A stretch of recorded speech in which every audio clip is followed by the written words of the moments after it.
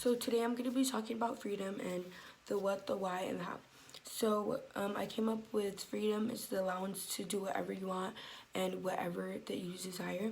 I feel like with freedom comes so much opportunities, but with that being said, I feel like there are also different levels to freedom and different types of freedoms. So the first type of freedom that came to my mind was financial freedom.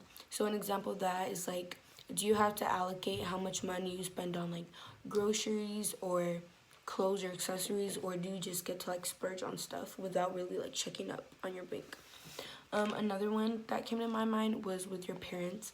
Like for instance, do your parents allow you to do certain things? Do they not allow you to do certain things? Another one that came up to my mind was work freedom. Are you allowed to, like take days off whenever you want, or do you have like a set schedule? Another one was school. With school, I personally think that we don't have that much freedom, especially high school, except, like Saturdays and Sundays, but Sundays basically like preparing for Monday.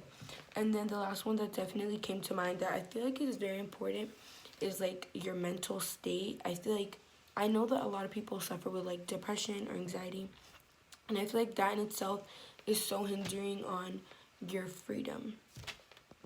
Okay, so next is the why.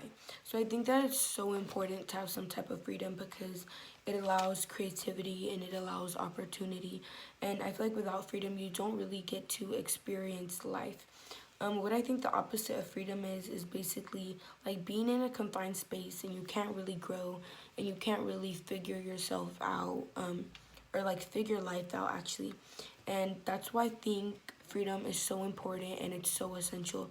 I feel like when people try hindering your freedom, or like I said, when your thoughts hinder your freedom, I feel like that causes you to miss out on so much opportunities, and it causes you to miss out on like so many new friendships and so many new relationships that you could have had if you weren't like scared of like freedom, if that makes sense.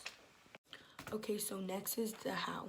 So like I said before, I feel like there are many layers to freedom and there are many different types of freedom. So I'm only going to be mentioning financial freedom and parents freedom. Financial freedom and parents freedom, just because I'm not sure about like work and school and like your mental state, just because like I don't really struggle with those.